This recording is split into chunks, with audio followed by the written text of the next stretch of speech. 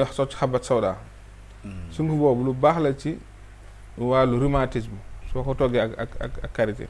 ok ba tey karité ak tulukuna lu baax la aussi ci wàllu ay douleur musculaire colander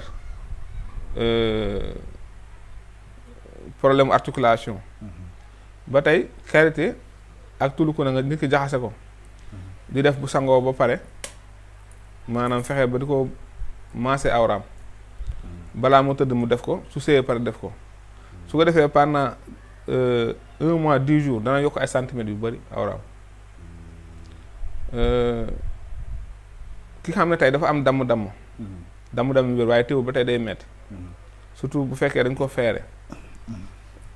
bu amee karité ak graisse su bëy di ko maase ci fi dam bi nekkoon da koy dem ba soulager